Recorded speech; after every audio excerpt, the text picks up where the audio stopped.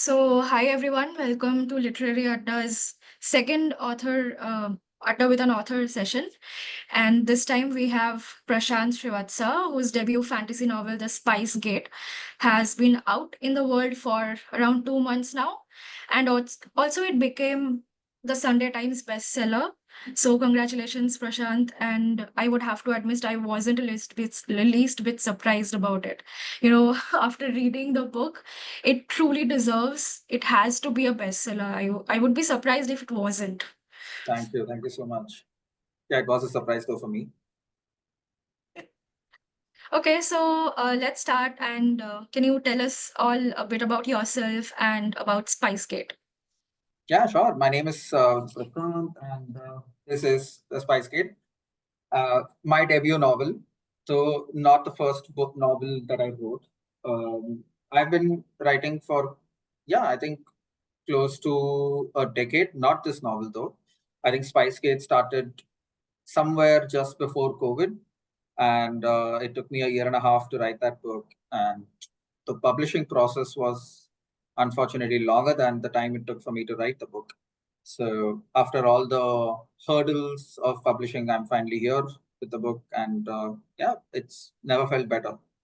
So yeah, I also do have a day job in Bangalore where I value companies for a financial consultant firm. Uh, and that is not why I got frustrated and wrote a book. I do enjoy my job sometimes, but yeah, it's a double life. We all get to be Batman once in a while. So that's a Okay. very short intro about me. Yeah, we'll But get to know more about you through the session. yes. So, when did you start writing? Like, not this book particularly, but anything at all? When was that moment when you thought that let's start writing a story? Hmm. Long time ago, actually, very, very long. So this used to be way back, I think, sometime in my 10th or 11th standard, like when I was this was around the time when Harry Potter and the Deathly Hallows had not yet come out. So it was that brief period between the sixth book and the seventh book. And the world and their dogs were on Orkut. Okay, Facebook did not exist. So my friend and I, we used to go for IIT coaching classes, which we never paid attention to, and we used to sit at the back and we used to discuss what is going to happen in the seventh book, and we decided that let's come up with our own versions of what's going to happen in the seventh. And so that was the first thing I ever wrote. I was reading before that randomly stuff that your average Indian reader reads, like your famous five, Enid Blyton kind of stuff, basic Harry Potter, Aragon kind of stuff. Yeah.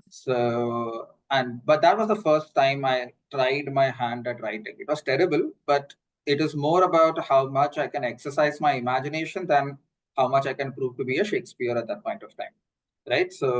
But that's how it began. And over the course of that long, very argumentative and combative exercise between me and my friend as to who can write Deathly Hallows better than the other. Like that kind of a feeling came in that, hey, you know what, I actually want to write my own story with my own characters. Right. So that didn't happen right away. It started off slowly, but yeah, it's been over 15 to 16 years in the making. But yeah, I think it took me much longer before I actually decided that, hey, let me start writing my own story. And I started with some short stories and eventually wrote my first novel, then kept it aside, and then wrote The Spice Gate. Okay, that actually reminds me, even I started writing around that time, 10th, 11th standard, when Harry Potter fan fiction was all the rage. Mhm. And it also reminds me of a book called Fangirl by Rainbow Rowell. Even that book is all about Harry Potter fan fiction, but not explicitly. And the protagonist there was also like writing fan fiction and all. We Okay. can understand it was all about that. Yeah, at that point of time, it was pretty big. And obviously, we all have very different thoughts towards Harry Potter now. But it would be like really doing it an injustice to say that it was not a stepping stone for me becoming a Mhm. writer, because it was. And over the course of time, other books, other authors obviously played into my subconscious over Right. vast periods of time, but that also did play an influence, and you can't just discredit that. So what about fantasy that draws you in as a writer? I think like it's a mixture of. I would say like I am biased towards fantasy because I always grew up reading it. Most of my initial stories bearing your something like when I used to read Enid Blyton, I Mm-hmm. did not know much about the broader world. So when I was reading Enid Blyton, I actually thought it was fantasy, right? Like there was no magic involved, but I always kept thinking that all these things are happening in a place that does not exist in the real world. So it was over a period of time that I realized that okay, actually this all these places exist, and like we have this very notoriously evil country called as England where all of this is happening. So, uh, but after that, I got into fantasy. There was Aragon, Lord of the Rings, all your typical Western white male authors, one after the other. Uh, and that was one. But then over a period of time, I did expand my genre. I used to read a lot of classics. I used to read a lot of literature fiction. I used to read a lot of Indian fiction, non-fiction, and but somehow fantasy kept drawing me back mainly because I think we are able to tell not just a good story in fantasy, but also evoke that sense of wonder and awe Yeah. that is always there, and it's not like something that reaches into the child of a person or something because I don't want to demean fantasy that way that it is only for children or it awakens the child in you. I don't agree with those kind of statements, right? It is a very adult thing to experience wonder, to experience awe, and fantasy does that and keeps doing that. And in those environments or in those surroundings, we're always able to tell amazing stories. So I, yeah, and magic is cool. Dragons are cool, and everything Yeah. is like, all of those things are pretty cool, right? So why not? And there are like millions of people around the world who read these kind of stories. So yeah, Yes. that's good enough a I guess it reason for me. makes a lot of sense that we are all here and none of us are kids, right? So, of course, fantasy is Yeah, not just for children. absolutely. Okay, so Prashant was just telling us, how he got drawn to fantasy. But Prashant, have you ever written in a different genre? mm, I did write. No, I don't think so. I don't know. I feel like even I tried my hand at magical realism a long time ago. This was during my undergrad stage when I was in this heavy reading phase of Latin American literature, and after reading a bunch of stories, I was like, okay, let me try magical realism. But I don't think I pulled it off, or even I understood clearly what magical realism was at that point of time. I do now, but yeah, I think that was something that I tried writing, but wasn't very successful, I would say. But I do want to write like a literary fiction story sometime in the future. I don't know when, but I'm Mhm. perfectly happy writing fantasy. And just because I write literary fiction, it's not one replacing the other. It's probably going to be in tandem. So yeah, but yeah, no, I have not. To your question, no, I have not written anything apart from fantasy. I have written sci-fi, if that counts as a different genre.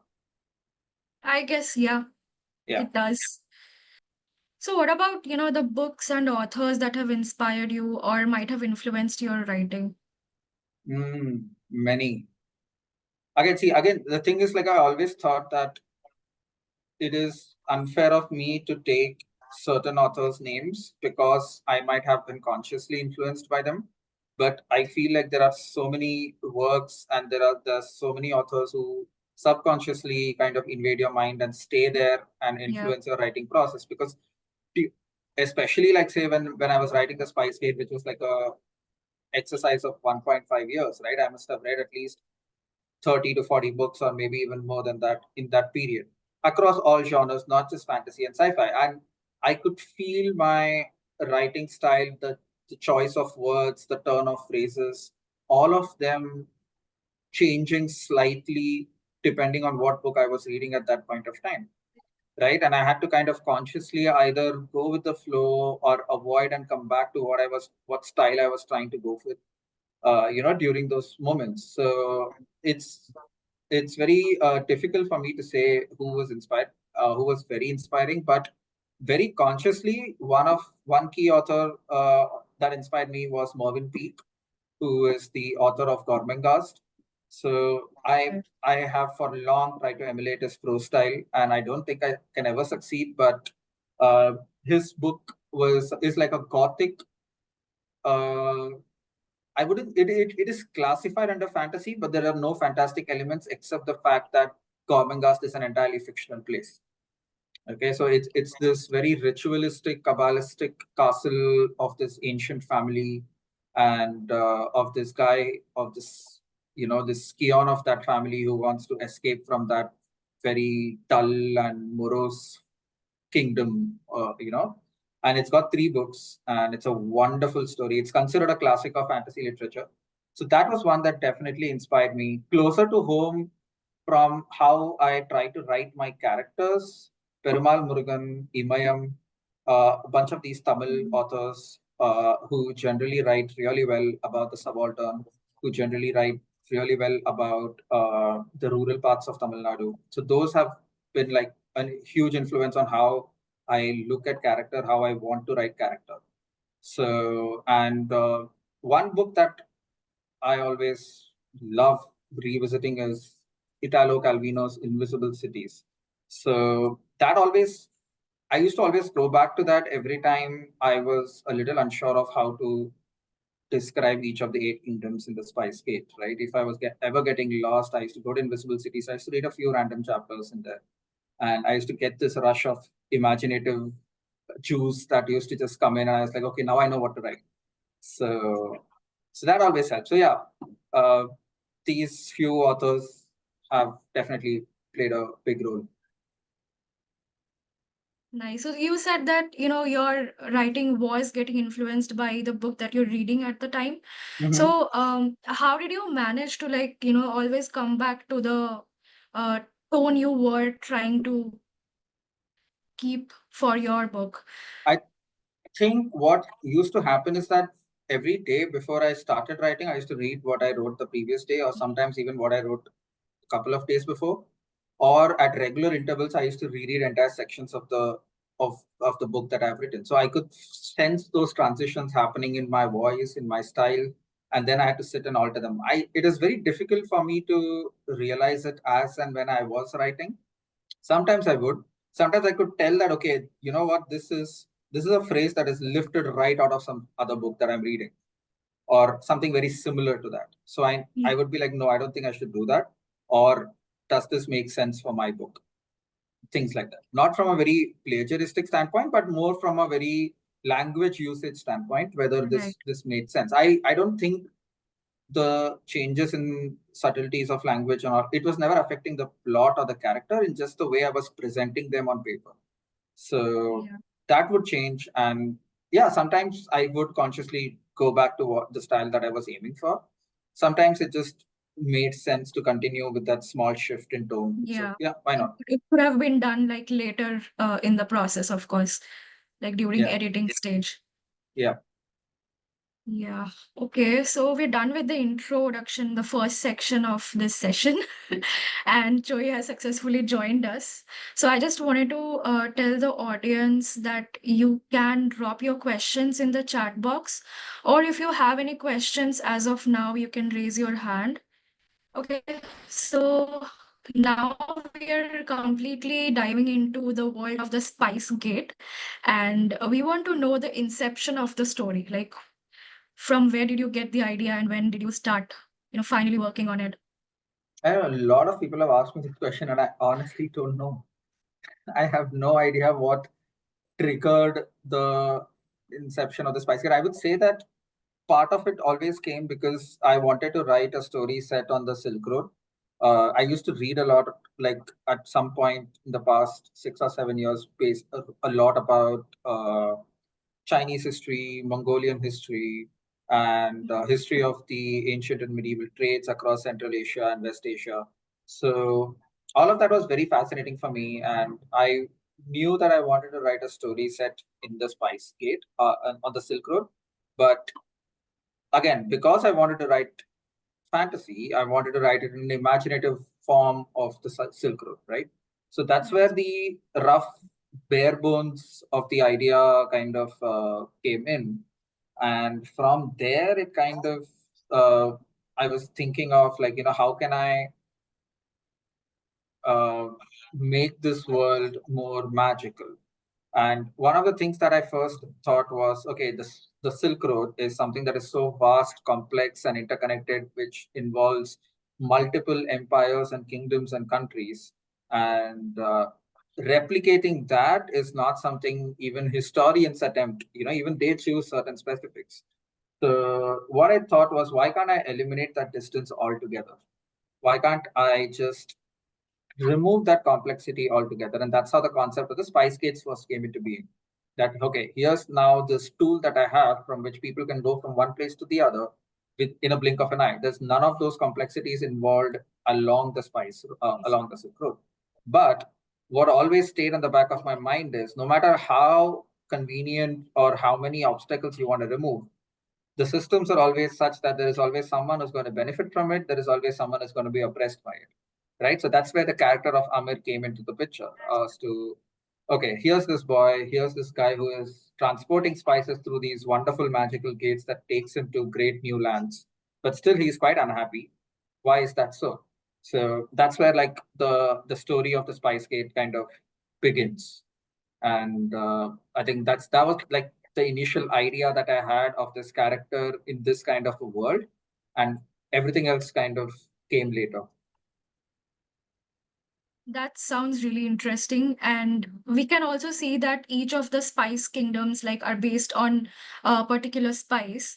But like in a geographical sense, those kingdoms are extremely different from each other, and they're so beautiful that, I was almost getting lost in there and I didn't want to finish, the book at all.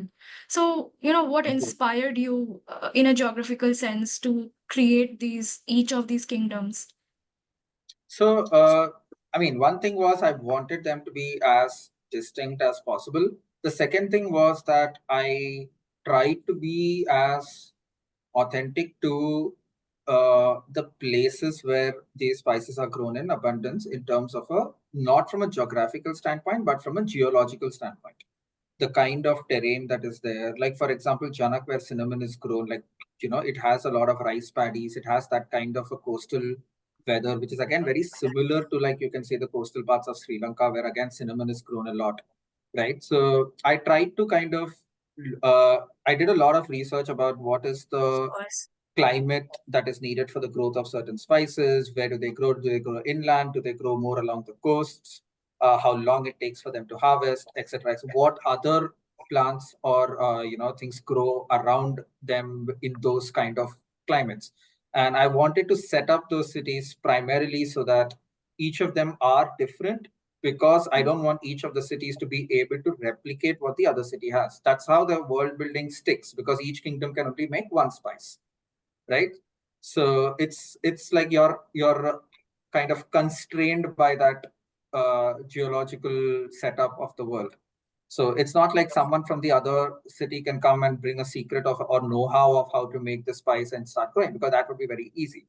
So I wanted to constrain each of these kingdoms in such a way that you can grow only that one spice, and you have to trade with the other seven kingdoms, or you will not get those spices. And that's how the equilibrium of that world is kind of maintained. So some places I tried to have a little bit of real life places in there. Meshed was a little somewhat based on Manipur, not a lot. Uh, then yeah, actually just Meshed and Janak are two places that I can think. Kalanadi was another one place, black pepper, that was based on Latin American country. I'm not remembering which one. I think it was Colombia, but I'm not very sure. But that is not actually one of the this thing, and that is why Kalanadi does not feature in the book at all in terms of an actual location, except being mentioned in conversations and in passing. So yeah, but that's about it. Everything else was purely fictional. Like, there'll be a huge ass disclaimer if this ever gets made into a movie. See, you travel a lot, so I think all of these places might have been inspired from your travels also. Or did you like, travel to places to figure out how to write about these places? Did that happen? Not a lot. Some places. So I've always had this fascination to cover all the major cities along the Silk Road. So right from, I mean, I will keep the eastern part of the world for later in my life, but right now I've covered like Turkey, Egypt, Jordan, the whole North Indian belt where the Silk Road used to pass via Leh Ladakh and down into the northern parts of Himachal before again going towards Nepal and Mongolia and everywhere else. So I have covered some parts. Obviously I am planning to soon travel to Uzbekistan. I hope, which is again a very key spot in the whole history of trade and the history of Central Asia as a whole. So those places have been very fascinating, but they have contributed to my writing in a more of a passion sense than more from a research sense. I have had amazing experiences, but a lot of those places I visited more recently, which was after I wrote the Spice Gate. So I can't claim to have been used my travels to write it as much as as romantic as it sounds. Okay, so there's a clear, imagery of political and class-based discrimination in the book. So was that a conscious choice from your end, or is it like, born from observations in your life? I mean, it was a conscious choice to have that as a conflict. Uh, but yeah, it is born from observations for sure. Oh, Because like I've thanks. had people who asked me like, how did you come up with this, or how did you write this kind of a story? And I always say that like, hey, I'm actually putting myself in the shoes of the oppressor over here, and not in the shoes of Amir, right? Like I am not in Amir's shoes from who I am in real life. Like I am the one who is actually oppressing him. So how does a person react to that, or how does a sensible person react to that? So that part of Amir's story can never be lived experience for me. It can only be empathetic, observed, like an experience that I can show full compassion to. So that is how I was able to write Amir's story the way I did. And I'm sure that there are people for whom this might actually be lived experience who can write it better than me.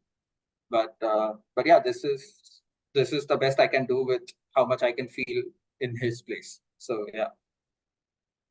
No, the conflict was, explained or expressed in the book very well. The ones who have read the book, I'm pretty sure they all know that, feel that, and people who start reading it will get it. And so we've done, a little bit of fangirl stalking on Instagram, and we saw that there is an art, a fan art of a pretty vibrant scene in the book. So Mhm. are there more fan arts coming along for us, Uh, or when can we see them? I do plan to commission some more fan art, but not right away. They are pretty expensive. Unless some people, after in publishing, what I've noticed is in the beginning, like you have to commission these and get them done. But once you have become like this big shot author and you have millions of fans, like there will be so many artists who just Mm, want to sketch it out of their pure passion or out of their joy of it, right? So that takes a longer time. So I'm yeah, saying that you will have to wait a long time for that. But if I do commission something, I will let you know. great. So I think, And if, if some if any scenes. of you are artists and if you want to sketch something of the Spice Gate, I'll be happy to commission that from you. Yeah, I wish I was that good, but yeah, my imagination might be good, but not on page. But yeah, if anybody is there who will be willing to do this, please reach out to Prashant. Always open. Let's move on to the next question. So Yes. as we were saying, some scenes, very vivid and video games like Prince of Persia. So do you play video games, or have you been a gamer? On and off, I am. I used to be one of those maniacal gamers until like high school, where like your mom is just one step short of throwing the dining table at your face to call you for dinner, but I was still playing the video game. 5 minutes more, one more game. So I used to be that guy at one point of time, but now I still play, but not so much. So do you think playing video games might have influenced, writing scenes or maybe imagining? Somewhat. I do like video games again with a very strong story structure. Uh, God of War was an amazing story that way, as was The Witcher 3. So I used to play those games in easy mode. I don't like all these very challenging, combative, struggling games where you die a million deaths before you can cross one level. So I want to relax and play a game and enjoy the story. So I like those kind of games. So I do get immersed in great storylines. Mass Effect was another good one, and it kind of helps me uh, be in the character's shoes a little more because you're actually controlling the character while being a part of that story, right? So that makes a huge difference. But as such, I don't think video games would have influenced me as much as reading had. Yeah. Yeah, even Okay. even the action scenes that I have written are again Mhm. probably very heavily influenced by action scenes that I have read in books. And I am someone who is very critical about myself when it comes to writing action scenes because I don't think I do a great job, or rather, I don't think I delve too deeply into them. But but yeah. Okay, I think Archana has some questions for you. Archana, you can unmute yourself and go ahead. Yeah. So Prashant, I wanted to ask you three questions, in fact, exactly. Yeah. Oh, So how do you manage writing different worlds? There are different locations. What you're talking about sounds very, very interesting. I'm definitely picking up Spicegate.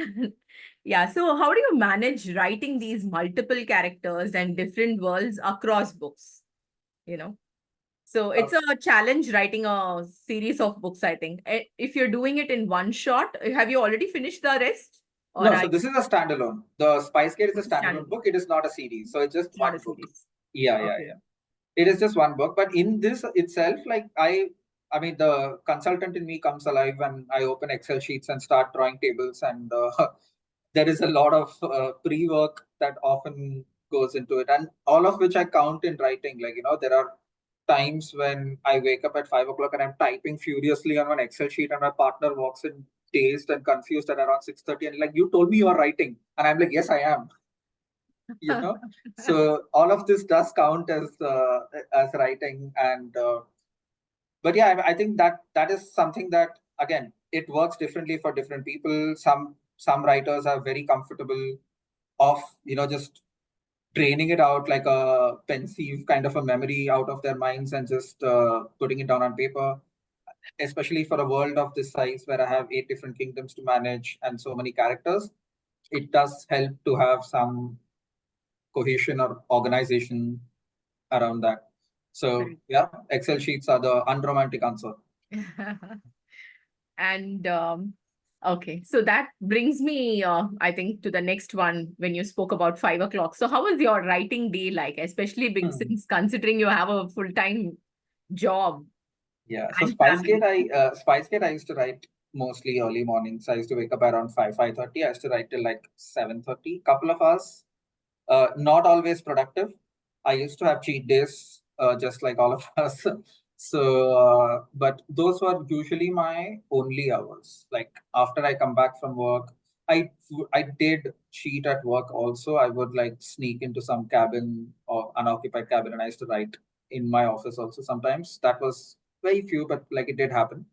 But once I came back from work, it was more about house chores, and I would always keep nighttime for reading. So writing was always, it's not that I never wanted to write like 6 7 hours in a day. I just wanted to write 1 or 2 hours every day if possible. I don't think I did every day, but I think I did on most days. So yeah, now it's actually kind of reduced, and I'm very disappointed by it. I was just actually telling my partner that wake me up at 5 o'clock tomorrow. So so yeah, I hope that that habit kind of comes back in, because and Or it your like doesn't. weekends also are spent writing, is it? Or Weekends are usually my most productive because I don't have the day job to worry about, so I'm not very time bound on weekends. But again, everyone has different processes, everyone has their own ways of writing. So yeah, this is something that has always worked for me, and I do not want to risk going into unknown territory by trying something new. And as a full-time writer, believe me, there's only hardly like 2 to 3 hours of good writing time anyway. So it's good to hold on to the job. Yeah, Anyway, you can't do anything more than that. this is something that I heard from full-time writers who say that the amount of time you spend writing does not increase if you quit Yeah, your day job. exactly. Yeah. Yeah. And so my third question was the two authors whom you mentioned as the people who inspired you. So one was, Perumal Murugan, you had mentioned for his characters. And Italo Calvino's Invisible Cities was another book which you mentioned. And I'm a fan of both of their writings. And so what do you feel when both of them are do not write in English. So Yeah. so both of their books are translated versions. So do you read the translated versions or are you with the original ones? For both translations, my Tamil is still pretty. I mean, I can read, but I read very slowly, and I will definitely not be able to understand the nuances of Perumal Murugan's writing in Tamil. But I think the translation. So when I read the translations, more than especially of Perumal Murugan's, more than the language itself, what I always go for is how human he is able to make all of his characters. Right, they are so deeply rooted, and they are all incredibly complex, even in a very simple structure of a story, right? And that is something that has always like blown my mind. Be it Seasons of the Palm, One Part Woman. So there are just all those books are just incredible in terms of how he approaches a character right from their day to day life. Most of the times it's day to day life, right? That's where their conflict starts. It's a Correct. very simple day to day life, and when you read it, at the start you're just wondering, okay, here's a small boy who's just herding some goats in a field, and the conflict starts from something as rudimentary as that, and as human as that. So you can always think that this is you're reading, you're in that person's shoes, and Perumal Murugan does that amazingly. So yeah, definitely for that. Italo Calvino is someone whose translations are actually incredible. So even in English, they were. I used to actually go there for the language as well, and the way he described cities, especially in Invisible Cities, was just brilliant. There are multiple interpretations to what he's describing in Invisible Cities. All of those cities could mean just one city in particular, and the kind of emotions that he tries to evoke of memory, of home, of belonging to a place, or how your identity changes when you leave a city and when you come back to it, right? So things like that all play a role in how Amir kind of perceived himself leaving his town and looking for a new home. So that it kind of did play a vital role. So yeah. Great. Thank you. Oh, thank you. Great questions. Hi, Choi. Hi. Yeah, this is turning into more of a what is happening and then interview with Prashant. I'm sorry about that. I'm No very problem. sorry. Yeah, so carrying forward all the questions, Prashant, it's a very protagonist-driven story, Spice Cape. Although it talks a lot about the society and the, group of people, different places, the focus always comes back to Amir, his wants, his visions, right? So he's such an interesting character, very complex. Like he has a lot of layers, and it does not seem very forced upon. So did you like plan his fate? Was there a character sketch and a character chart going on, or did Amir's story just come to you in flashes and you carried forward and you developed it as the story went forward? Interesting question. So for Amir, the only thing that ever went into a character chart was what did he want? There's just one question that I ask all the characters before I write a story is their long-term goal. It could be anything very simple. or anything very life-changing or world-changing, right? For Amir, it was to get his brother out of his kingdom, to get his mother out, all of them to safety. Temporarily, that is the with, I don't know how many of you have read the book, but it is initially with the pirates who are there in the Black Coves, right? This is not a spoiler. You'll find out very soon in the story itself. Uh, but as you write, you kind of start to unpeel the layers as the story changes, right? Like the story changes in a way that when I write it, there are multiple characters. Each of them have certain goals. And when certain goals of certain other characters are being met, the goals of the remaining characters also have a tendency to change. It has a ripple effect across all the other characters. So at each step, I need to kind of process, okay, so this person is doing XYZ thing. What does that mean for character A? What does that mean for character B? Does their goal still remain the same? Does that goal change as a result of it? How do they feel about what that person did? So that kind of like interlinking is what brings in both confusion in the characters, what brings in that the dilemma, what of whether to continue on the same path or now whether to change the path because so and so things happened or so and so people did these things. So that is, I think, where I had to go with the flow with Amir himself, because I knew that Amir wanted this, but when things that were out of his control happened, how would he react? So that is not something that I planned at first, but eventually I had to make those choices, visit, revisit, edit a few things. My editor actually played an amazing role in that. Like, he gave he kept wanting me to dig into those decisions. He kept wanting me to dig into Amir's psyche a little more, because he's a very conflicted character, right? He wants to do it, but he's also always doubting what he wants. He challenges everything that he has a concern about. He is anti-establishment, but there are times when he even challenges that anti-establishmentness, right? Like, should I be doing this? So that kind of a behavior is again something that my editor encouraged me to lean into a lot more. So that definitely adds more layers and complexity to the both the character and to the story. Great to hear that. The combination of a good editor and a good writer is it gives us the kind of result we got in Spicegate. I mean, the points where Amir was questioning his ability to question, that those are the places that he felt so real, and especially given like the kind of life we are living right now, it just feels like this cannot be a result of a study. This has to be something innate, something that was born out of thoughts and talk and study. It's not just written character.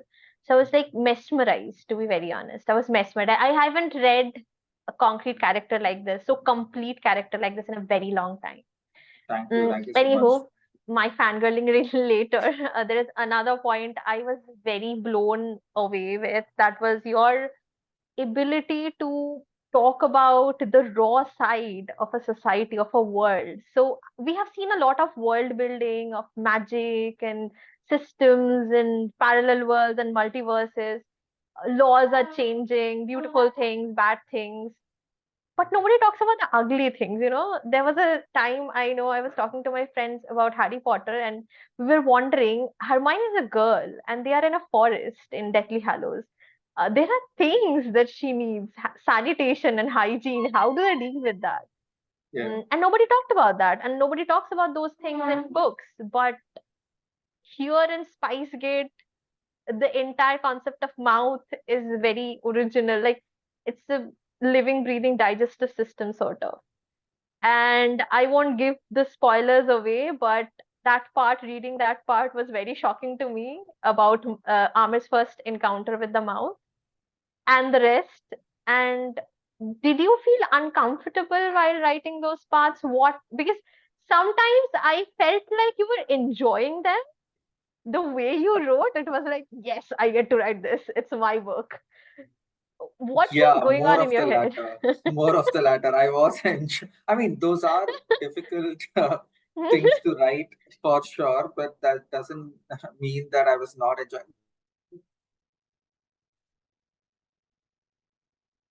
Okay, is it me or is side his of video stuck? society.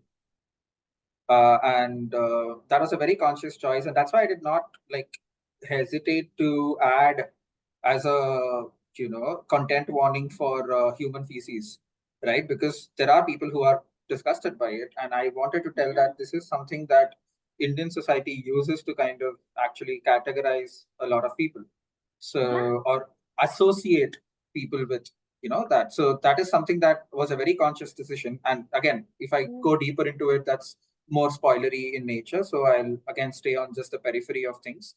But that's one of the reasons why I wanted to, for the lack of a better word, design the mouth the way I did. So yeah, definitely a thought out thing, not So the accidental. concept of mouth was a very conscious choice. It was not like, oh, this is a cool god, nothing like a no I epiphany of sort. initially thought of it as an entire being, and Mm-hmm. in terms of like actual presentation, it is still an entire being. Mm-hmm. But over time, over multiple drafts, I kind of like, what, just the mouth is sufficient. And yeah, and it kind of did the work, because the power of the mouth was never in what it looked like or how large it was, but in kind of the permanence in society that it kind of had a hold on, right? The mouth's power was in ensuring that the equilibrium of the eight kingdoms was always going to be in place, and that the people who could bring about a change to it were also sufficiently brainwashed to question their own assumptions, and to remain in such a way that whoever is doing or whoever is assigned a particular duty in their life as per the scriptures continues to do that. So again, yeah, so that is where the mouth as a horrifying being comes into the picture, rather than what it looks like or what it is supposed to be composed of. So yeah, again, I don't want to go further into details in case anyone has not Yeah, read the yeah. story, so I leave it Yeah. there. So yeah, Hmm. that makes more sense actually. I mean, your edits actually work because that is what the concept of religion or faith particularly uh, is the Sorry, I lost being. you for a bit. That's right. No, no, Yeah. there's nothing wrong with you. I think my internet, I lost it for a bit. Can you repeat what you Yeah, just said? you were freezing from time to time. It's okay. So I think your final edits worked because mouth not being a concrete being or not having any shape, it just correlates with our concept of faith, that constant trial of giving it a shape and it not having a shape, but having that power that nobody has, nobody with shape has. So that was just brilliant. And yeah, I mean, I'm still in awe. I will fangirl probably with every question. Thank you. Another question connected to the mouth is, you are a fan of Asimov. I didn't know that while I was reading. I'm not a fan of Uh, Asimov. Where did you hear that? I think there was a blog about you in one of the places where I read Oh you. no, that is that I was published in Asimov's. Not that I'm a fan of Okay, okay. it. Anywho, But I have read Asimov's. I have read Asimov's, okay, some of his works, but I don't think. Uh, I mean, they were fine for the time of my life when I read them. They were okay. quite enjoyable at that point of time, and the robotic laws still hold true. But in retrospect, like, not a big fan. Oh, wow. My entire question was kind of based on that, but never mind. I can change it because my question will remain. So given that you are a fan of science fiction, I assume, um, so there's a lot of sciencey things going on in there that is disguised as magic. And one of them was traveling through the gate. This is my feeling as a reader. One of them was traveling through the gate.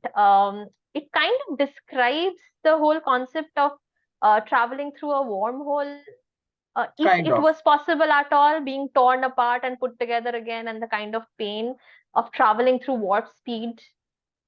Yeah. Is So, that so the thing was that I wanted to evoke, rather than a more scientifically bent logic for it, the mm-hmm. main reason for me describing it the way it was to try to evoke the physical pain that Amir actually feels. So that is the Okay. most important part of traveling through the mouth for Amir, because there is tremendous physical pain that he undergoes. And Mhm. especially during the course of the novel, it actually begins to worsen at different points of time. And one of the reasons that he is increasingly worried is because his brother has to go through the same thing, and he knows how difficult it is, right? So that is a key motivator for him in terms of how passing through the mouth itself is something that he does not want his brother to go through, not to mention all the other societal side effects that come with it. So yeah, I don't think, I mean, if there is anything scientific, it is merely in one character trying to uncover the rationale behind the spice gates and how they work, etc. Right? There is one character named Munivare who tries to kind of decode it like as a Yeah, ancient scientist of sorts. yeah. But that's about it as I would say. Everything else is more or less tried to made to fit into an internal logic of the story itself, rather than have underlying, maybe say, scientific principles. It is definitely, for the lack of a better word, magic. Nicely done. Yeah. Another beautiful thing to be noticed in Spice Gate is the use of South Indian vocabulary. I mean, we see even in fiction, although India has had a lot of fantasy fictions of late, they're very North-centric. And even if there are South-centric literature, they are either too regionalized or they are not as regionalized because those writers are trying to make it, cater it to the other parts of the world. But here, the unabashed use of, yes, this is the word, this is the name, you understand it or Google it, I don't care. This is how it's going to be. The terrains, the names of the people, the names of the things sometimes, and recipes. Oh my God. Uh, so how did you like consciously come up with the names? So what was your research process? How decide them and place them?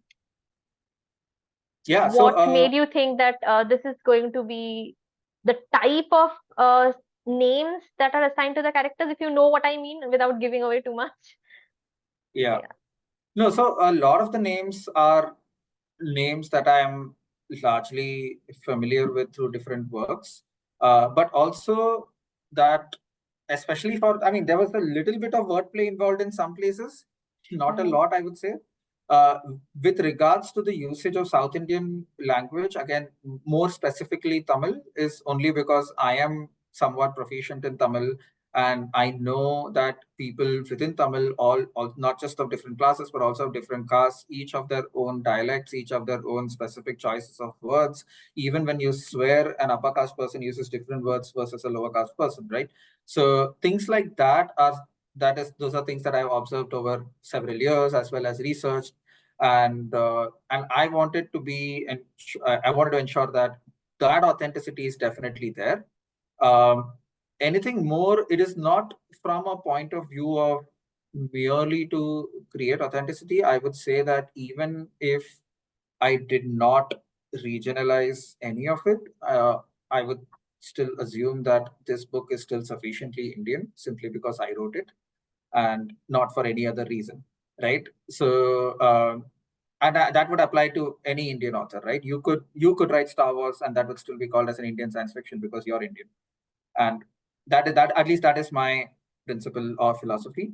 But with regards to the Spice Gate, the localization of it was primarily driven by how people view food and how recipes themselves or how certain food preparations themselves are very localized or very innate to certain geographies. And I wanted to maintain that. I don't think that is something that you can generalize or tune it for a Western audience or something. It is best presented the way it is made or the way it is spoken of in local languages. So that was a very conscious choice to use those words. Again, I only spoke of very a minute percentage of cuisines or dishes that are available in our country at all, right? Like very limited to South Indian food, somewhat a little bit some sweets from North India, etc. But largely that's about it. And it goes to show how much potential there is to actually talk about food in fantasy, Mhm. and how much there is to explore in that space. So yeah. And with regards to character names, I am I'm trying to remember what I did. I don't. That is the Sorry. coolness we want to achieve. No, and because like, Struggling with name is so normal. Like I was trying to like get to understand kaise kiya. Take note from the first boy. the character names were, I mean, I just read them out loud and it just sounds right sometimes. If it doesn't Wow. sound right, that name will not make it to the draft. Like, I think there was only one or two names that might have changed from the first ever draft that I wrote to the final one. Everyone Oh, else was as it was. Like I knew that okay, there's going to be Amir, there's going to be Karim Bhai, there's going to be Harini, Madhira, even the bad guys, Marang, etc., etc. All of them, their names were somehow just. When you take their name, do you kind of recall their personality or character after you've read yeah. them? So that is They're like very that's all I connected. wanted to do, and yeah, I mean, I hope I've done that to some extent. So yeah. Yeah. I mean, not just that. And what about the names of the places? How did you know Janak is going to be Janak and because Very it makes random. sense. All of those places, they just make sense somehow. This is a problem with readers. Okay, this is a problem with me as well as a reader. That there is an underlying assumption that there is logic to a lot of these things. There isn't sometimes. It Yeah, is very very random sometimes, oh my and God. it is random. Like see, for example, Halmora. I as we discussed at one point Yeah, of yeah, time, yeah. is derived from Haldi, which is the Yeah. kingdom of And turmeric. Haldiwir. Yeah, so that was a very conscious choice to do it, but a lot of other places did Like not have it. Urusana, Ilindhi, it just rolls over your tongue. Haldiwir, Yeah. it just rolls over your tongue. So there was Vanasari. this one ancient legend about, like, not ancient, I would say, like medieval legend about black peppers, which were grown in a part of Molucca Islands in Malaysia, where they said that the place where the black peppers were grown were surrounded by a black lake or a black river of sorts. And that's why I made uh, this one, the place of black peppers, to be called Kala Nadi, right? So Mm-hmm. it was Yeah. just as simple as that. Like I did not think that people might probe it too much, Oh my God, I wanted to honestly. ask question on every name. You have no idea how I've stopped myself from texting. I probably read 2 o'clock at night so that I do not dare to text and disturb anyone else. You are free to text. That's what I was telling Akanksha as well. Like at any point Yeah, of you have time, there no is. idea. It would have been worse than what I've done already. But yeah, Yeah. the name derivation is a little bit by design, but also a lot just speaking it out loud. And this is something that I usually advise a lot of writers, that when you read your own work or when you read anything, try to speak what you've written out aloud and see how it sounds, because then you know that you've chosen the right name or chosen the right word, and it also gives a certain cadence to your sentences and your paragraphs, right? And while it does that as well, it also tells you the feel of a name you have given to a place or a person. So that is something that definitely helps, and it helped me at least. That's a great advice. That's amazing advice. Um, Did we give Thank you two so much. questions? Yeah, at least something we got something from that. Uh, so our next question is, why spices? I mean, of all the things that could have been turned into magic, nobody thought about spices. No, Why spices? Spices was again very deliberate because, as I mentioned before, it came from a long and dedicated reading of medieval trade, the Silk Route trade, and the spice trades that occurred.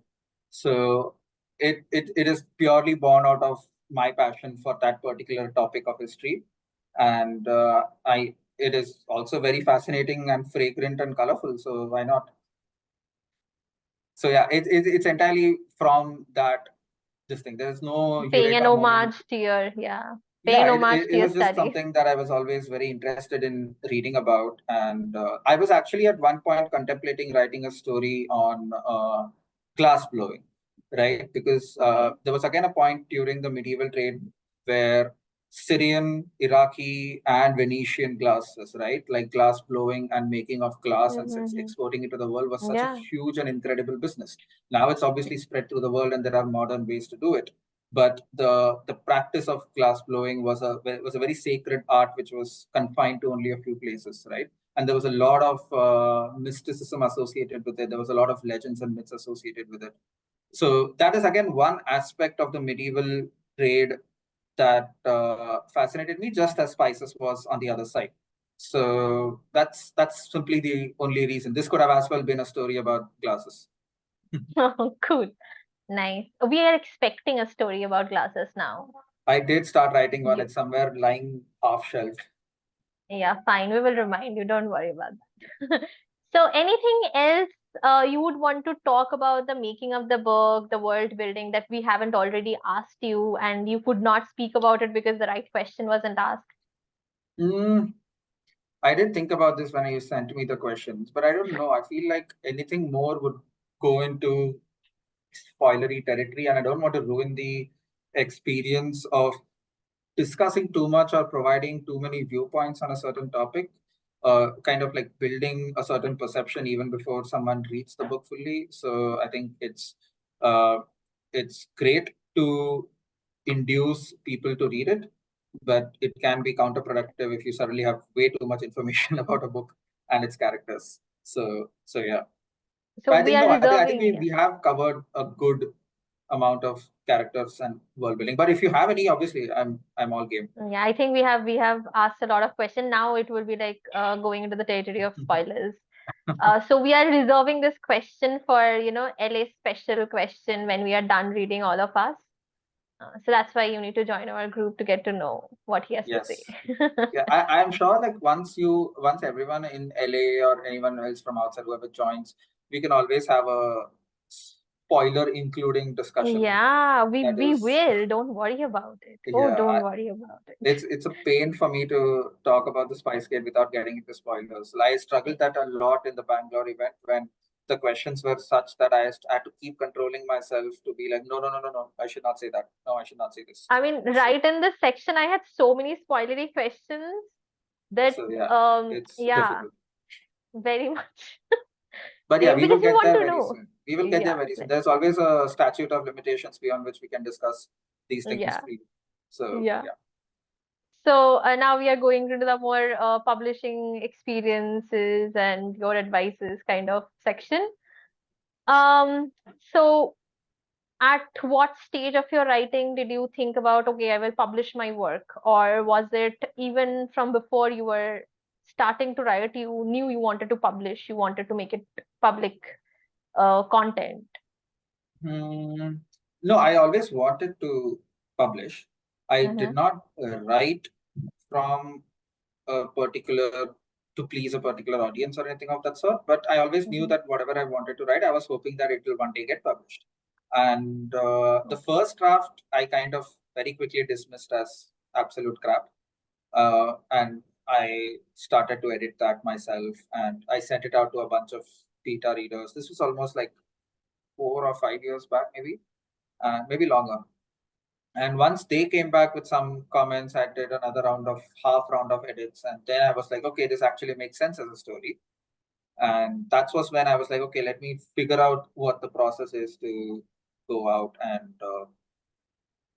find it a home, so to speak. And I was kind of like discouraged from publishing fantasy in India by agents. So that is when I decided to take it out. I actually met a couple of literary agents who were just right on my face, like fantasy does not sell in India. I'm sorry. So, and Were especially they not. were they Indian agents? Yeah. They were Indian. I don't want to take names. They are quite No, obviously not. recently popular agents. But yeah, and this was I think way back in what 2017 or 18, around just before COVID maybe. And so and then I was actually at that point started writing the Spice Gate, and I knew that okay, you know what, I'm not going to stop writing fantasy because a couple of agents told me you can't sell it in India. So I continued writing, and that's when I also was writing a lot of short stories, right? And I published those short stories, and in certain magazines, and due to those publications, and that was also when like Twitter was very active with a lot of writers and authors, right? So I got Mm-hmm. to be a part of this community of like budding authors who are just publishing their first short fiction. Most of them American or British or whatever, a lot of Africans, East Asians as well. Very few Indians at that point of time. They were there, I just didn't know them. And slowly, as more and more short stories started coming out, I got inducted into circles, so to speak. And that was when I kind of found out, okay, you know what, there is a whole other publishing process that exists about publishing in the US, which is a lot more accepting of fantasy and sci-fi. So why not I finish my story and submit to agents and editors over there? And by that time, I had already become close acquaintances with a lot of Indian writers, emerging writers. I think Lavanya, Gautam, Amal, Samit Basu, Indra. So all of them were also trying to enter the whole US publishing space around that time, or some of them already had by then. So it seemed to make sense. And that's when I submitted to an agent. I found an agent. We submitted to editors. I found an editor. So finding an agent, was that smooth? Was it your first agent, or like you went through a few people? She was they were the first one to offer me, and I took that offer because they were one of the. So I made a list of agents, like around 50 agents, and I made it like tiers of like, okay, the top 10 agents I want, 11 to 20, rank them kind of based on just uh, my perception of them as well as the kind of books that they were representing out in the world. So my agent Naomi, they were one of my top 10 agents, and when they offered, I was like, yeah, my process is done. I'm good. I don't even want to try anymore. Okay. So yeah, and not just that, I don't think that is always a wise thing to do. But in my case, I also did that because I genuinely thought we were a great fit. Like, it's very important to have that good fit with your agent. Like, I know people who are best friends in terms of like writers, but one of them has a great experience with an agent and the other has a very terrible experience with the same agent. And one of them leaves that agent for a newer agent. And it's perfectly fine because all of you are looking for different things from an agent, and an agent also looks at your work in that particular light, right? So there is absolutely no harm in trying to sift through multiple agents to find who's that particular agent who understands you, understands the kind of writing that you do, understands your work that you have submitted, and knows who to sell it to and what to pitch it as, right? So like the way you've been describing my book, you could be my agent. I just don't have the contacts. That's a tragedy. Right. So yeah, so that is the kind of like response that I was looking for from agents, right? And Naomi was giving me that. So I signed with them. Excellent. And then we actually went through an entire round of edits with with Naomi's suggestions as well. Because they are a lot more familiar with the market. They know what sells to publishers. They know what readers like more than we do, right? We write the story. They will make it a little more marketable. One question I don't think we have made you aware, but from this discussion, it just comes to my mind. So since Naomi was so involved and she provided you such great suggestions, as you say, what was the craziest suggestion that you did not expect her? Like you thought it was obvious thing and it will be in the book or it will not be in the book, but as per Naomi's suggestion, you had to make the change and you just were, shocked or surprised. I need to think. I think Naomi's suggestions were fairly fine. My editor's suggestions were a little more batshit crazy. I'm trying to remember because one of the crazy stuff. So my editor said that, like, when I submitted the book to the editor, this story was only 350 pages. Okay. And now it is at 500 pages. So you know what my editor did? He was like, where are the other kingdoms? You have mentioned 8 kingdoms and Amir is only going through 3 of them. I want Amir to go through all of them. I think he wanted to read about the other kingdoms. Yeah, and he was like, every reader is going to want to read about all the other kingdoms. Yeah, so just shut up and write another 150 pages right now. And he gave me a 2-month deadline for that, and I died.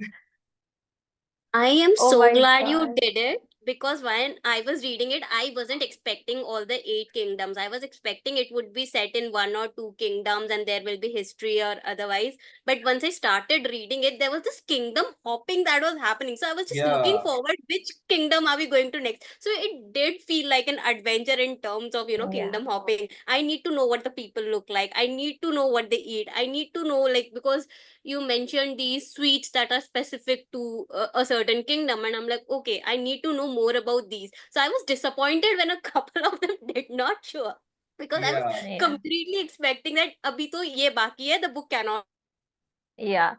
So end. that So was a great that was thing. a We are very very grateful to the editor. And yeah, I mean, we wouldn't have it any other way. Having said that, is there anything you would like to tell the aspiring authors in terms of how to approach the publishing industry, or how to work on their novels, and at what point should they start thinking about it? Any So, advices? yeah, very different questions. Let me come to the latter ones first. I think from a readiness perspective is always have readers for yourself, beta readers, your close friends, any reader communities. We already have a good community over here, so you should try to start making use of that in terms Mm-hmm. of it's kind of tricky to assume that people have time to read other people's novels. So it's obviously it depends on the relationship you have with that person. So I Yeah. have close friends who read, and I'll just be like throw the manuscript on their face and be like, read it and tell me in 1 month. I can't do the same to you folks, right? So it depends on the relationship that you have with those beta readers, where Mm-hmm. you can offer to read something in return, or some beta readers even charge, though I don't think you should go to that extent unless you're really desperate for people to, you're not getting anyone to read your work. So I don't think you need to go there, but it always helps to have readers, and most importantly, people who you know well, because they are going to be honest. And Mm-hmm. it is very important that you receive critical feedback. Like they can always give you blindly 5 stars after the book has come out, but before the book has come out, it's very essential that they give the 2 stars that you deserve. So Yeah.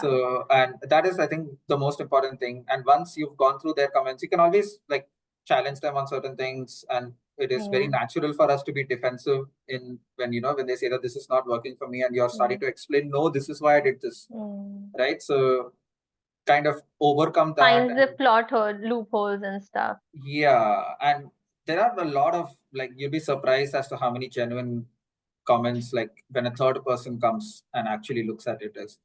And sometimes you can be the third person too, by actually letting the manuscript sit for a couple of months and then coming back to it. Yeah. So you look Yeah. at it whole in a whole new light, and you're like, you either go, wow, did I write that, to wow, did I write that? So Yeah. it's Later is the more often thing, no? not necessarily. I'm often surprised as to how many times I'm surprised by how well I've written something. When I Oh my come back to God. it after 2 weeks, and I'm like, okay, Prashanth, you stud. You actually wrote that. No, we will keep telling you, you actually wrote that. That is mind blowing. So Really. that so I think that those little things definitely help you feel ready to approach a publisher. Approaching a publisher is nothing but shameless cold emailing. There is nothing else to it. I mean, Great I would say advice. that if you're publishing in the US or UK, definitely you need to get an agent. And getting an Mm. agent is shameless cold emailing. Well And said. yeah, in India now the agent model is picking up, and I think there are more and more agents out there who are doing well. And I don't know how they are editorially, but the agent model is something that is picking up in India. And even if you are looking to get published in India, then I think it's good to start your work by looking for an agent and then going to Hmm. publisher. After that, the agent usually does the work. Like they have all the contacts, they know how to read contracts, they know how Hmm. to negotiate for more money, etc., etc. So it's just easier. Oh, we will just cut it down short of the boring part of publishing for those who are not interested in this part. Mhm. But for us, for Literary Adda, we read like a writer whenever we read a book. So most of us are aspiring writers. We are writing. Some of us are trying to write and get published. Some of us are still in the process of, creating a mindset to write. So, being a reader and a writer, is there any way or any particular method that you follow that while reading you need to take this things into account, or read this genre, or your research process? Any advices on that for the readers who wants to be a writer or get published? Mm, I would say read widely. Don't always stick to your genre that you're reading. It definitely helps. That is one thing. And I would also say that, like, when you are, I mean, this is again my own process, that when I am reading as a writer, I first read as a reader, very consciously removing the writer from the equation. And then maybe at the end of the day or at the end of the book, I actually think back on what sections of the book did I really enjoy as a reader and why.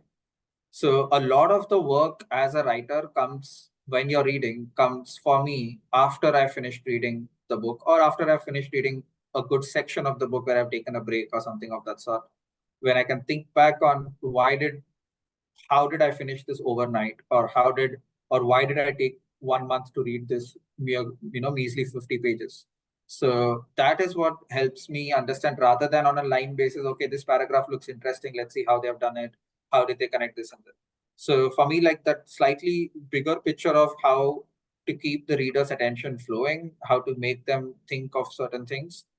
So it's more like deceiving the reader, or rather to get them to believe what you want them to believe. So that thing comes for me more naturally after I have finished reading the book, and I look back on it and see what has that particular author done to make me feel this way.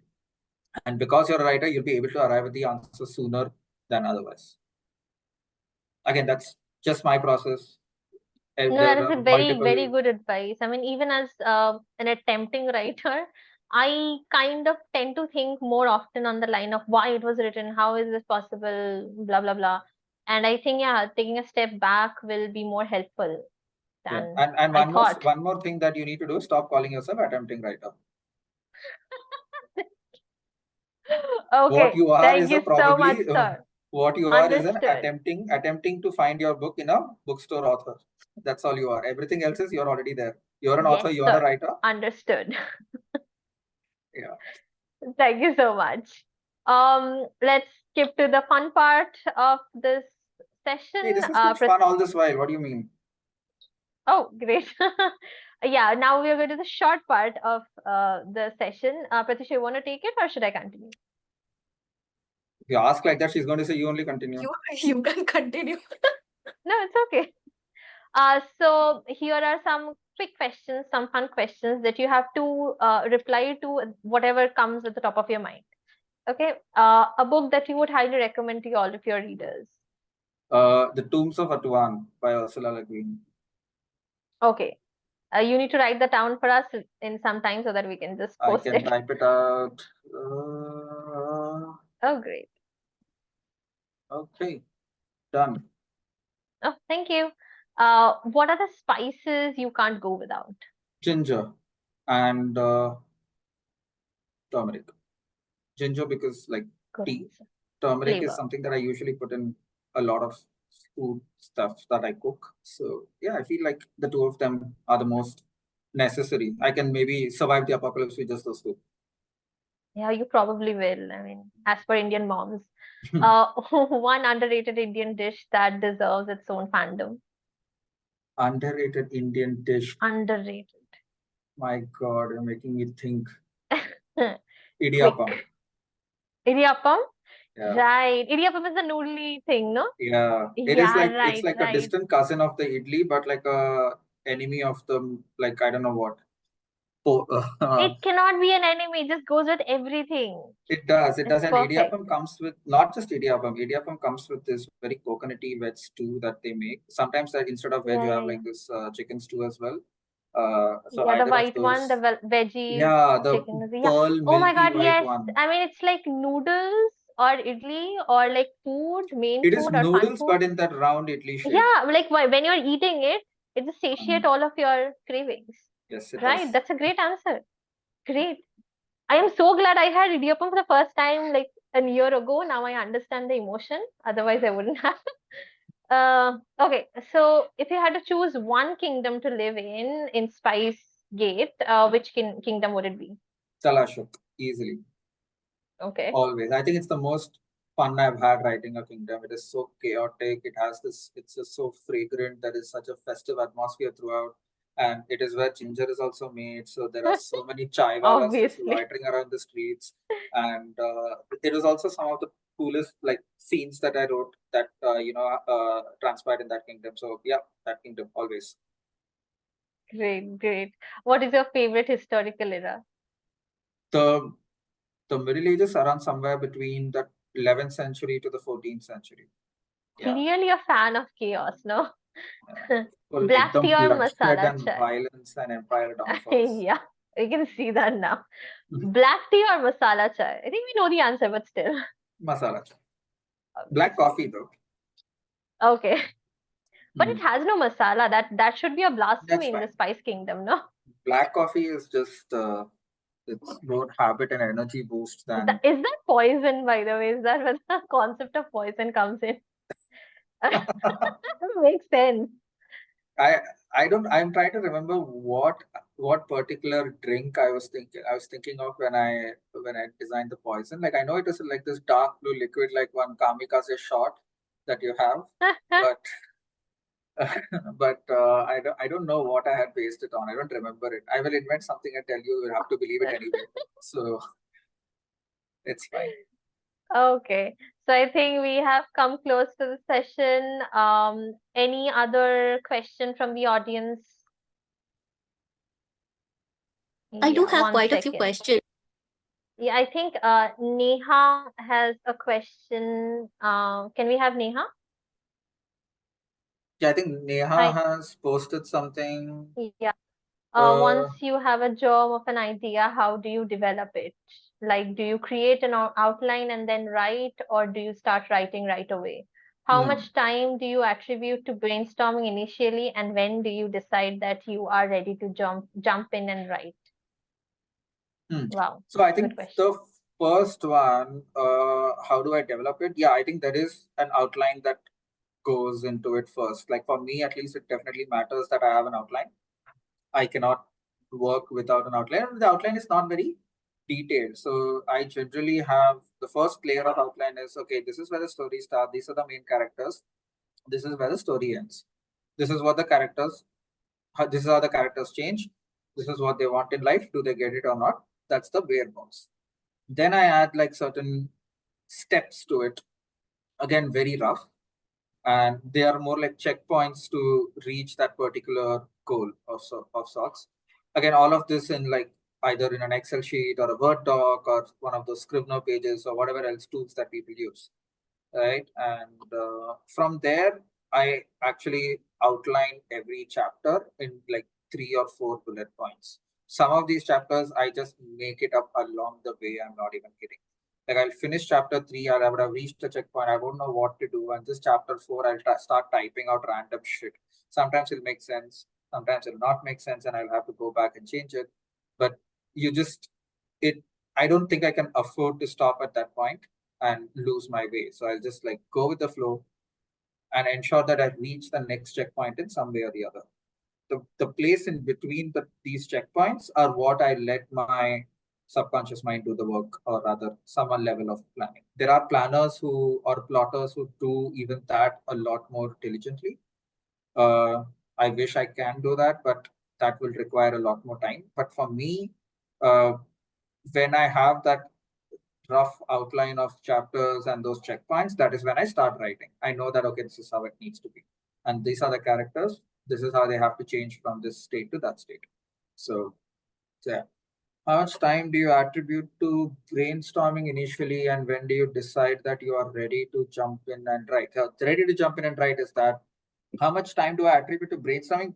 It is less of brainstorming and more of the confidence I have in terms of have I done sufficient research to write this book? So for me, that is usually a nagging thing. Like, am I going in like this pretentious guy who doesn't know anything about this topic and is writing a novel around it. So once I've done a good bit of research, once I have a somewhat, I mean, nobody's going to do, none of the authors are going to do PhDs in that, while they're doing this thing. But once you have that sufficient research material for your story, that is usually when I'm confident to start. Because even before you research, you have your character and your outline of your story in place. So that is always there. But when you actually start writing, is when you face the challenge of even like what house is the main character living in? What is he or she looking at? You know, how do you suddenly describe the architecture? How do you suddenly describe the road? What is the person opposite you wearing? What are you wearing? So all of those things will suddenly put a hold to me and make me stop if I haven't done that research on the what exactly I am writing about. So that is my process. Some people are more natural when it comes to these kind of things, and they are able to write it, or they are able to just skip past these things and come back to it later. So yeah, thanks. Great question. Any other questions? I have three. I Yeah, mean, I Hansha. but Yeah. that would be spoiler, so I'll stick to the non-spoilery ones. Yeah. So one is about writing, which I think Prashant somehow answered right now, but I would still wonder, given you have been writing for so long, irrespective of the publication of this book, have you developed a filter which tells you which idea is viable and you should pursue it and which isn't and you should just shelve it? So I feel like all the ideas are viable from a rough, I would say, conceptual standpoint. But then I go deeper into it and I think of like, okay, who are the characters and what do they want? What is the main obstacle that they have? What is the chief conflict, etc., etc. That is when I kind of evaluate whether this idea makes sufficient sense or not. Because if conceptually or thematically, okay, I want to write a story set in this period about this particular person or whatever it is, right? That idea sounds amazing at the outset, but uh, how do I kind of develop that further? And what is the actual story, and where does the character start? What is that character's past? Why does the character have a problem that needs to be solved right now? So that urgency, that need for change, if I'm able to solve for that, that idea becomes immediately viable. Makes sense.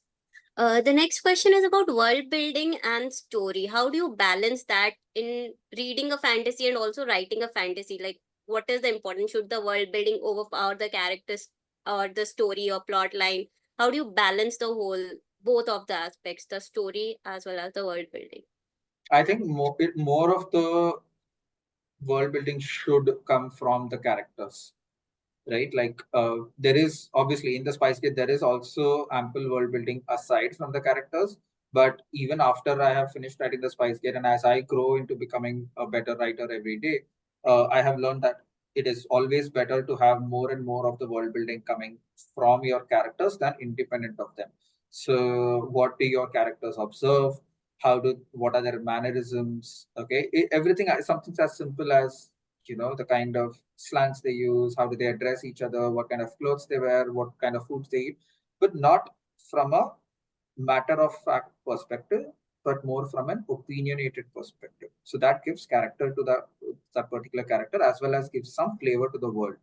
Like, if say you're describing a castle that is overlooking a hill from the point of view of a character, you're going to say, hey, there is a castle over there and it's overlooking the sea, etc.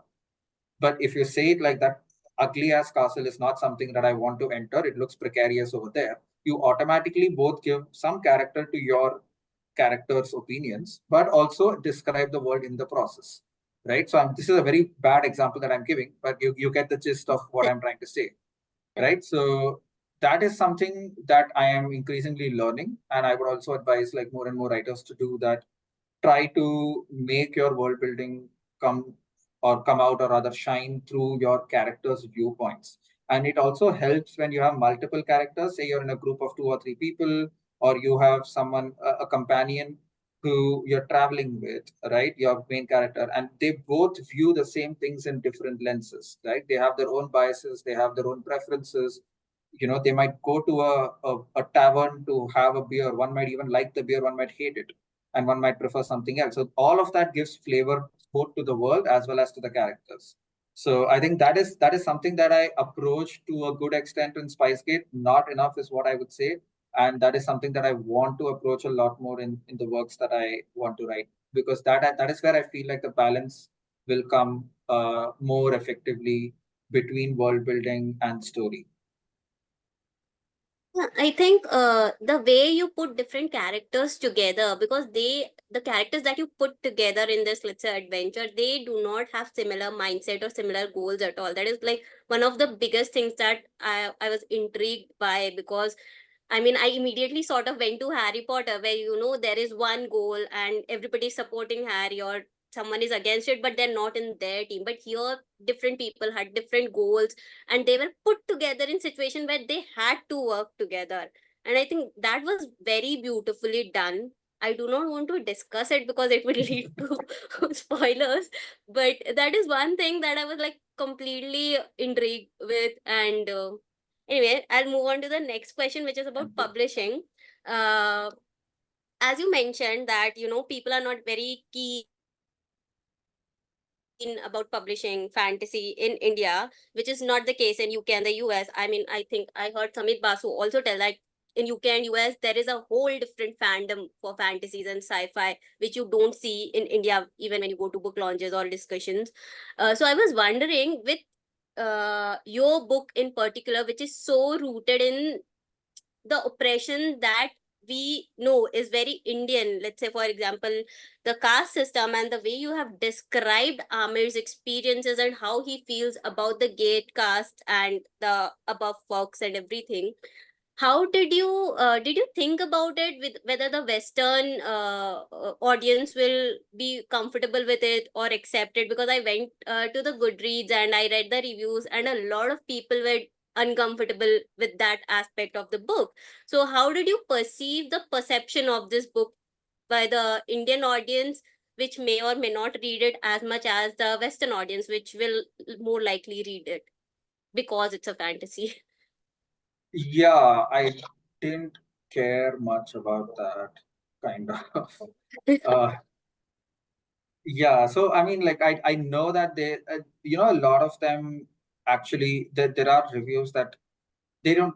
A lot of them don't even know Yeah, the about the caste caste system, system. right? Some of Yeah. them have spoken in the reviews about this is a colonialistic take on whatever thing. Some people have called it a class exploration, and all of those things. So maybe to some degrees they're all there, but they don't know. That's fine. It's still a story about a man who is trying to get his family out of an oppressive situation and is trying to get his community a more dignified life, right, in a new home. So I think that basic level of empathy and humanity is something that we as humans worldwide, and people might not necessarily know the complexities of the situation of the caste system in India, but I would like to think that that should not stop them from relating to a character like Amir, who has a problem that is that could very well happen to anyone else in a different oppressive situation, right? So that never stopped me from writing, and I was always, again, as I said, it is not that I went to the US and started selling my book everywhere. It went through multiple stages of American evaluation through my agent, through my editor, through the marketing team, sales team, and I had the support of all of them. And they were, in fact, my editor was like, "Make it more Indian," and I was like, "Are you sure?" And he was like, "Yeah, sure." And so when you have that kind of a support, so it definitely uh, you are encouraged to explore more of these topics, and if they are confident, why should I not be? And with respect to your earlier statements about India, things were quite bad 4 or 5 years ago. I think now publishers are relatively more open to accepting fantasy novels and manuscripts from authors in India. A lot of agents are becoming specialized in fantasy and sci-fi. A lot of publishers, including Westland, they have opened an imprint which is specifically for sci-fi and fantasy. So it is growing, it is coming up, and they are actively looking for more people to write fantasy and sci-fi. So now is actually a very good time to get into the genre, because the next 5 years it will grow a lot. Yeah. Good thing It's to all hear. We have one question from Pratyusha. Who was your favorite character to write? Karim Bhai, yeah, I think he was just amazing. I loved writing Karim Bhai mainly because he was also it was challenging to write him, or rather more fun to write him, both as a companion to Amir, but also while being a kind of like an ideological contrast in many ways. Like Karim Bhai was so set in his ways. He was like, what we have is good. We don't need to aim for more. That kind of a balance to Amir, while having this certain lightheartedness, and a very old does not necessarily mean wiser outlook, which I really enjoyed while writing. So yeah, definitely Karim Bhai, very cool guy. I'd love to hang out with him someday. Yeah, I it think, feels like we know him. Yeah. Sorry, yeah, Karim continue. Bhai was actually my favorite character while reading also, because Yeah. I was wondering which character can be my favorite, and I easily came up with Karim Bhai. So it shows that It's you like we actually know enjoy. him, right? Somewhere we Yeah, met him. He's a member of the family that we don't mind seeing in the occasions. Yeah, he's like And the like fun uncle. probably the only fun uncle. uncle that Yeah. we can tolerate Yeah, because the he fun disses all uncle. other adults. Yeah. Yeah, he's like that Okay. kind of that family member who, if you're too young, if you're slightly below the age of drinking, he will still sneak one whiskey into your, Yeah, that kind of a right, guy. right, right. Yeah, Yeah, he's very cool. And I really love how he tries to manipulate his way into things without, breaking the rule, but still twisting them. I think that is genius. That is really cool. And the contrast of Amir's young hot-headedness and Karim Bhai's experience, it's so smooth. It's yeah, but so that is something complimenting. that, okay, again we'll enter spoiler territory, so I'll Oh, keep it for yes. now. See, this is Yeah. what I had to keep doing. Like I had to we stop need myself. to we need to cut this session short and Yeah, need to host a part 2 of this whole thing yeah. and just go wild. So it was amazing to have you as our second guest, and nonetheless, I mean, Excuse this was me. amazing. I have no other Oh wait, words for it. someone's Yeah, kind of. hi. Yeah, I wanted to ask just one question. Yes. yeah. So, Go ahead. were there like any preconceived notions that you had about what your creative journey would look like before you actually got published? Like when you were younger and you realized that they're not true. Like, were there any mental blocks that you had before you could like actually practically get down to writing? Yeah, I mean, I did. Oh, very interesting question. I have not thought about this at all.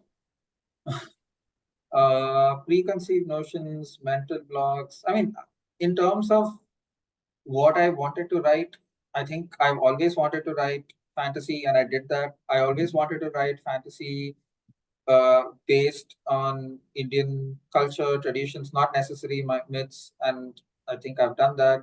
I don't think I knew about US or UK publishing at that point of time, so I always thought that publishing locally. So I did have a huge preconceived notion that fantasy and science fiction does not sell in India at all. And to a certain extent, or to a certain period, that was true. But things are changing now. So if I can call that as a preconceived notion, that is more along the lines of publishing. So that would be one. Apart from that, nothing really. No, I think everything is fine. Yeah, I did. I was hoping that I would become a full time writer very soon. So that is a big preconceived notion. That is, the life is just squashing in my head every day, reminding me that no, you need to work. Yeah, right. Thank There you. is money. I Yeah. wouldn't say there is not money, but maybe just not enough. Yeah. At least for the True. moment. I might just Someday surprise you all when by you get there, yeah, when you get there, Prashant, we are like hoping or you get there so that we have that assurance. fingers crossed that it happens sooner than later. Yeah. And like you have a lot of people hoping that happens for you. You're not alone in this anymore. Yeah, and trust me, like I am kind of indirectly counting on all of you to write more, because this is something that is no, this is actually true, because the way the publishing industry works is like you go through the industry in terms of the market always goes through certain phases of success, right? Like roughly around 10 years back, during the time of Nedi Okorafor and N.K. Jemisin, the entire African science fiction and fantasy really took forth, right? Yes. And after that, a bunch of African writers started writing more and more Yeah. science fiction, more and more fantasy. Marlon James came in. He wrote a couple of amazing books. And what it does is when newer African authors then start coming in, the interest in the market starts going more and more up. So people in that particular section start getting more and more paid. There is more and more interest, more and more contracts. So it starts to have that ripple effect. The same thing happened with East Asian authors. Yeah. After R.F. Kuang published, after so many other authors. So now this whole Chinese, Japanese, now you're seeing that with the Korean fashion, fancy thing, right? Like everything is a bookshop or somewhere like coffee shop or a library, bookshop, whatever stuff. So, Yeah. so when more and more people are going into this genre from a particular geography, it starts to make the industry itself more lucrative, more interested across the world, right? It drives Yeah. that kind of a region virality of sorts that helps publishers also want to acquire, say, more Indian books in the future. Yeah. So I am indirectly counting on all of you to write your books very fast and come to the market so that I can make more bucks very soon. Like as a community, we shall rise. Yeah. Chalo, it was a fun session, but sadly we have come to an end of I this. know. We'll hopefully One carry on in second. second part. Yeah, I Pratisha. think there are some questions in the question box. I What's the can't Not question see box? sure. How any. do I see that? If you can, but like, I Oh, can't see yeah. any of the questions. Yeah, I'm I not can sure see, who I can see. actually posted Is it, it but yeah, there are is it just questions. you people Anonymous. who are getting to see it? Because I know, I can see it. Anonymous okay, Prashant, participant. just take those questions then. I don't know. Is that person still a participant or what? We can have a recording and we can share it, Okay. even if they So, don't. So the question is, in the story, there are two mother-child relationships that stand out very well in the story of Amir and Kale, but at the same time, we don't see a heart-to-heart or direct conversations for both the characters. So in terms of writing, the relationship is very passive, but affects them and shape them very actively. So how did you plan the relationship? Was it always in mind that it has to be passive with the active impact? Yeah, I think for Amir, definitely it was going to be passive. I mean, we are again. I will try to answer this without as many spoilers as I can, because I wanted Amir to experience not having a direct interaction with his mother from after the story started, while fighting to get her to safety through the course of the book. Right. The same thing happens with uh, his brother Kabir as well, where he is almost striving to avoid going back after a point because he knows he's putting all of them in danger. Again, this is again very spoilery territory. So, uh, so yeah, I think very consciously, subconsciously done to make them passive relationships, but at the same time, it is what is important is that the choices they make are influenced by those relationships and yeah, I think that's about it. I'm not sure if I'm making a very convincing case for this question because it's a very interesting question. I just probably need to think more about it. Second question, right after that, I think probably the same person. We never really see any parents' involvement directly when we extend it to Harini as well, though we see parent figures in Kareem and Madhira. We don't see any direct parent-child relationship. Was it an active decision when we see a lot of young people there? I mean, there are older people. I think Madhira was probably slightly middle-aged. Uh, Kareem Bhai is again much older, probably in his 60s. So I don't think it was a very conscious decision that I wanted young people. The entire political class of Janak, they're all pretty seasoned veterans of the game, as is Ilangovan, the pirate, who is also probably in his 30s or 40s or even older than that. So I did have Amir and Kale and Harini to be younger folks because they are the ones who are able to carry the hot-headedness of that age, that desire for rebellion, that desire for wanting, in Kale's case, to to stay true to her beliefs at that point of time. So, and I wanted Kale to be at that age because I wanted all the characters to be at that age because I wanted them to be flexible in terms of how the world can change them.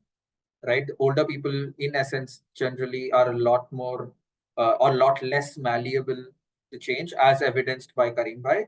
But Amir and Kale especially are two characters who constantly go through turmoils during the course of the story. They are two characters who are constantly questioning their beliefs, challenging their own assumptions, and overcoming those to get where they want to. So I think it was important that they are young, and it was important that also that they were influenced to some degree by parental figures. And the journey is more about whether or not they ultimately accept what their parents had always taught them to. So yeah, I think whoever asked those questions, I hope you get to view these answers. And if not, you can always contact me on my Instagram. Great. So yeah, closing this session. I hope there are no more questions that we missed. Okay. So yeah, thank you so much, Prashanth, for your presence, and thank you for writing this book, getting it published, doing all the hard work so that we can enjoy it. And looking forward to more such discussions. And I guess everybody already has his book, and if not, you know where to find it. It's available on Amazon in your nearest stores. Just grab it, read it, gift it already. Yes. Because it needs to be famous so that I can just get it signed by him and sell it on eBay. Yeah. Enough said. Thank you so much. I mean, this is a wonderful session. I do tend to ramble, but yeah, same. Okay, chalo, bye guys. Thank you so much for attending, all of you. Thank you so See you much. soon. And yeah, we will have that spoiler discussions. Yeah, we will. Bye. Bye. Thank you. Bye. Thank you.